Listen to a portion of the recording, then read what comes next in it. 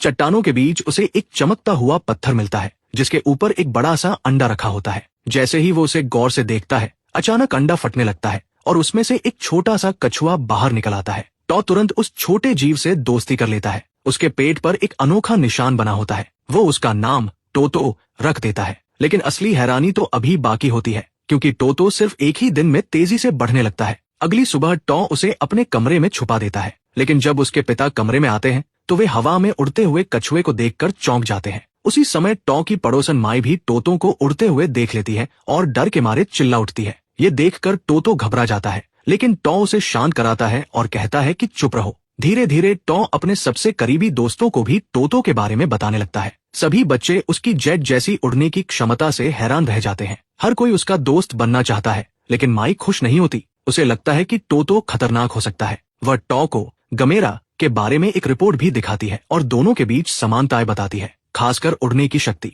माई उसे चेतावनी देती है कि ये सिर्फ एक पालतू जानवर नहीं है, ये एक काइजू बन सकता है। लेकिन टॉ इस बात को मानने से इनकार कर देता है। उसे पूरा विश्वास होता है कि टोतो कभी गमेरा नहीं बनेगा। कुछ ही दिनों में टोतो इतना बड़ा हो जाता है कि उसे घर में छुपाना नामुमकिन हो जाता है। तब टॉ और उसके दोस्त उसे एक गुप्त ठिकाने पर ले जाते हैं। बच्चे हैरान होते हैं, लेकिन माई अब भी डर से भरी होती है। एक दिन वह टॉ को समझाने की कोशिश करती है। उसकी आवाज भावनाओं से कांप रही होती है। वो कहती है कि वो हमेशा उसके साथ नहीं रह पाएगी और पूछती है कि वो उसकी बात क्यों नहीं समझ रहा। इतना कहकर वो रोते हुए वहां से भाग जाती है और टॉ को उलझन में छोड़ देती है। अगले दिन उसे सच्चाई का पता चलता है। माई स्कूल जा रही होती है और उसके माता पिता उसकी सेहत को लेकर बहुत चिंतित होते हैं। असल में उसकी हार्ट सर्जरी होने वाली होती है और जरा सी गलती उसकी जान ले सकती है। ये सुनकर टॉ अंदर से टूट जाता है और अपनी माँ के बारे में सोचने लगता है। उसे एहसास होता है कि वो उसे कितना मिस करता है। फिर वो वही लाल चमकता हुआ पत्थर निकालता है जो उसे टोतो के अंडे के साथ मिला था और माई को दे देता है।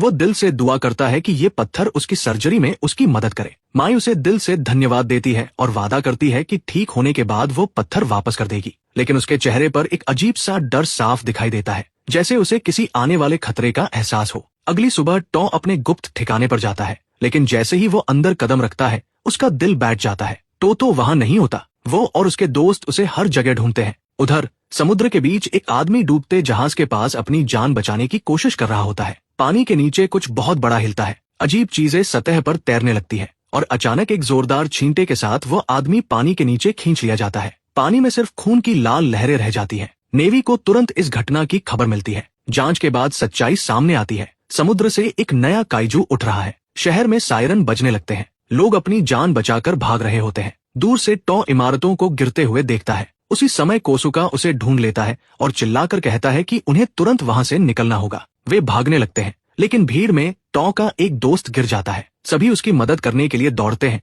तभी ऊपर से एक बड़ा कंक्रीट का टुकड़ा गिरता है और उसके पीछे एक भयानक काइजू नजर आता है। एक छिपकली जैसा दानव जिसका नाम जेटस होता है। उसका मुंह इतना बड़ा होता है कि वह इंसानों को ऐसे निगल जाता है जैसे वे कुछ भी नहीं हो। टॉ ये सब देखकर सदमे में आ जाता है, लेकिन उसे विश्वास होता है कि उसका दोस्त अभी भी जिंदा हो सकता है। कोसुका अपनी जान जोखिम में डालकर बच्चे को अपने कंधों पर उठा लेता है। जेटस उनकी तरफ दौड़ता है, लेकिन उससे पहले कि वह उन तक पहुंचे एक जोरदार दहाड़ गूंजती है। उनके सामने एक विशाल कछुआ आ खड़ा होता है। ये अब टोतो नहीं रहा, ये गमेरा का नया रूप होता है। जेटस गुस्से में गरजता है और हमला करता है, लेकिन गमेरा तुरंत उसके पैर को अपने दांतों से पकड़ लेता है। जेटस दर्द से चीखता है और गमेरा को जमीन पर पटकता है, फिर उसे एक इमारत में फेंक देता है। सबको लगता है कि अब सब खत्म हो गया, लेकिन गमेरा धीरे धीरे उठ खड़ा होता है। वह घायल होता है, लेकिन हार मानने से इनकार कर देता है। दूर खड़ा टॉ उसके पेट पर वही निशान पहचान लेता है। ये टोतो ही है, उसका दोस्त। लड़ाई और भी भयंकर हो जाती है।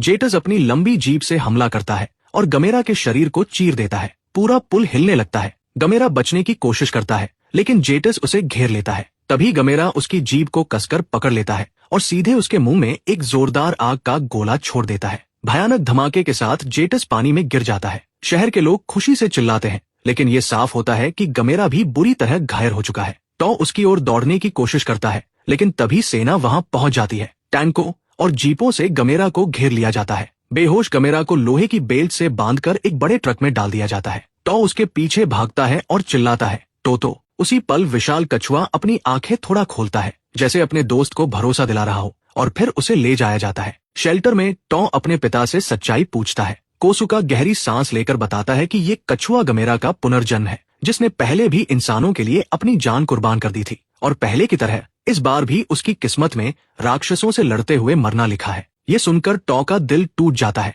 तो सिर्फ एक काइजू नहीं है, वो उसका दोस्त है और वह इस अंजाम को स्वीकार नहीं कर सकता। उधर वैज्ञानिक लैब में गमेरा को जिंदा रखने की कोशिश कर रहे होते हैं। सब जानते हैं कि वही एक ऐसा जीव है जो जेटस से दुनिया को बचा सकता है। समुद्र से कई लाल पत्थर मिलते हैं और वैज्ञानिक मानते हैं कि गमेरा की शक्तियां इन्हीं से जुड़ी हुई हैं। वे उन तत्वों को उसके शरीर में इंजेक्ट करते हैं। इसी दौरान टॉ को माई के माता पिता का फोन आता है। वे बताते हैं कि ऑपरेशन के बाद माई नींद में अजीब बातें कर रही है। असल में उसका काइजू के साथ एक मानसिक संबंध बन गया है और वह महसूस कर सकती है कि उस जीव को पूरी तरह ठीक होने के लिए उस चमकते पत्थर की जरूरत है। टॉ समझ जाता है कि गमेरा को मदद चाहिए। वो अपने दोस्तों के साथ मिलकर माई से वो पत्थर वापस लेने का फैसला करता है ताकि गमेरा की ताकत वापस लाई जा सके। अगली सुबह कोसुका उठता है और अपने बेटे का एक अलविदा पत्र पाता है। वो तुरंत उसके पीछे भागता है। उधर वैज्ञानिक गमेरा को ठीक करने की कोशिश करते रहते हैं, लेकिन उनके तरीके काम नहीं करते। अचानक गमेरा अपनी आंखें खोल देता है। उसे जेटस की मौजूदगी का एहसास हो जाता है, जो समुद्र पार करके एक आबादी वाले शहर की ओर बढ़ रहा होता है।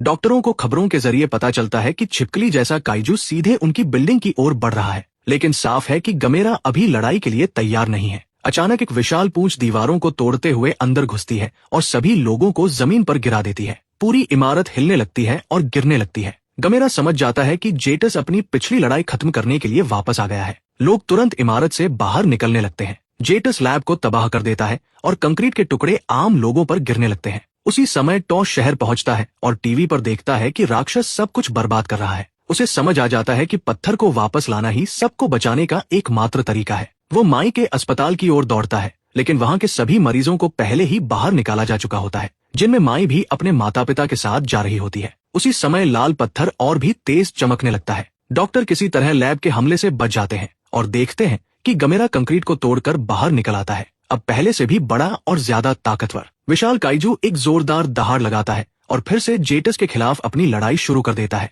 इस बीच दुश्मन शहर को तबाह करता रहता है और लोगों को भगाता रहता है। जेटस इंसानों के और करीब पहुंचता है, उन्हें निगलने के इरादे से, लेकिन तभी गमेरा उससे टकराता है और लोगों को बचा लेता है। गुस्से में जेटस गमेरा को पीछे धकेल देता है और जमीन पर पटक देता है, ठीक मुख्य किरदार के सामने। टॉ जोर से अपने दोस्त का नाम पुकारता है, जिससे गमेरा को फिर से लड़ने की हिम्मत मिलती है, भले ही दुश्मन उसे बार बार गिरा रहा हो। टॉ समझ जाता है कि समय बहुत कम है और तुरंत अस्पताल की ओर भागता है। वह और उसके दोस्त सबवे स्टेशन के रास्ते भीड़ को धक्का देते हुए ऊपर की ओर बढ़ते हैं, लेकिन जब वे अस्पताल पहुंचते हैं तो वहां सिर्फ खाली बेड मिलते हैं। माई को पहले ही कहीं और ले जाया जा चुका होता है। हैरानी की बात यह होती है कि टॉ की मुलाकात अपने पिता से होती है, जो उसे रोकने की कोशिश करते हैं और कहते हैं कि वह काइजू को भूल जाए, लेकिन टॉ मना कर देता है। वह तय कर लेता है कि वह गमेरा को अकेले मरने नहीं देगा। कोसुका बाकी लड़कों को एक शरण शिविर में भेज देता है और खुद टॉ के पीछे निकल पड़ता है। इस समय माई एक अस्थायी अस्पताल में आराम कर रही होती है और दूर से काइजू की लड़ाई देख रही होती है। वो गमेरा की मदद करना चाहती है, लेकिन उसके माता पिता उसे रोक लेते हैं। तभी एक दूसरी लड़की वहां आती है। माई की इच्छा समझती है और वादा करती है कि वह पत्थर गमेरा तक पहुंचाएगी। वो लड़की इमारत से बाहर निकलती है और युद्ध के मैदान की ओर दौड़ पड़ती है, जबकि बाकी सभी लोग वहां से भाग रहे होते हैं। उधर जेटस और गमेरा की लड़ाई और भी भयंकर हो जाती है। दुश्मन अपनी जीभ से गमेरा को भेद देता है, जिससे वह दर्द से चीख उठता है। फिर वह बार बार अपनी पूंछ से हमला करता है, लेकिन हर बार कछुआ उठ खड़ा होता है और बिना हार माने लड़ता रहता है। इससे गमेरा को पलटवार करने का मौका मिलता है। वह दुश्मन को अपने दांतों से पकड़ लेता है और छोड़ने से इनकार कर देता है, जिससे छिपकली दर्द से चिल्लाने लगती है। लेकिन जेटस गमेरा को सड़कों पर घसीटता है और एक इमारत पर चढ़ जाता है। फिर वह उसे हवा में उठाकर नीचे पटक देता है, जिससे गमेरा एक गगनचुंबी इमारत से टकरा जाता है। अपने दोस्त को खतरे में देखकर टॉ गमेरा का नाम पुकारता है, लेकिन उसे नहीं पता होता कि मदद पहले ही रास्ते में है, इंसानों के बच्चों के हाथों।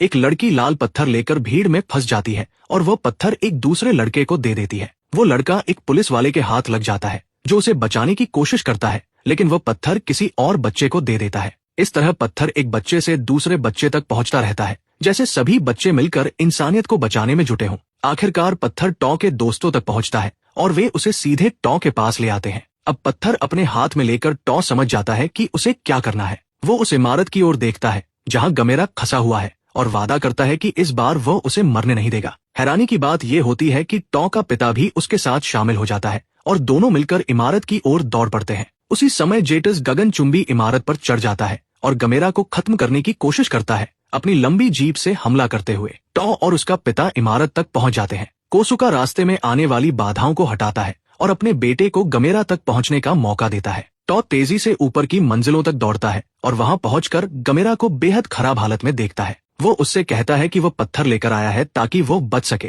क्योंकि वो अपने दोस्त को मरते हुए नहीं देख सकता। लेकिन तभी जेटस इमारत पर कूदता है और अपनी पूंछ से गमेरा पर हमला करता है, उसे टॉ से अलग कर देता है और नीचे खींच ले जाता है। बेबस होकर टॉ पत्थर को सीधे गमेरा के मुंह में फेंक देता है। जैसे ही गमेरा जमीन की ओर गिरता है, एक जोरदार शॉकवेव पैदा होती है, लेकिन तुरंत पता चलता है कि पत्थर से ताकत हासिल करने के बाद गमेरा अपनी शक्ति का इस्तेमाल कर गिरने से खुद को रोक लेता है। अब पूरी ताकत में आकर गमेरा आसमान में उड़ती हुई तश्तरी की तरह घूमता है और पूरी ताकत से जेटस पर हमला करता है, उसे जमीन पर गिरा देता है। दुश्मन चीखता है और फिर से हमला करता है, गमेरा की गर्दन को काटते हुए और उसके शरीर को भेदते हुए। यह देखकर गमेरा एक बार फिर अपनी ऊर्जा इकट्ठा करता है। टॉ और उसका पिता इमारत से ये लड़ाई देख रहे होते हैं, जबकि सैनिक उन्हें वहां से निकालने की कोशिश कर रहे होते हैं, क्योंकि उन्हें लगता है कि गमेरा खुद को नष्ट करने वाला है। लेकिन टॉ जोर देकर कहता है कि ऐसा नहीं होगा। सब लोग देखते हैं कि गमेरा दुश्मन की जीभ पकड़कर उसे फाड़ देता है, जिससे जेटस पीछे हट जाता है। फिर वह अपना आखिरी हमला तैयार करता है।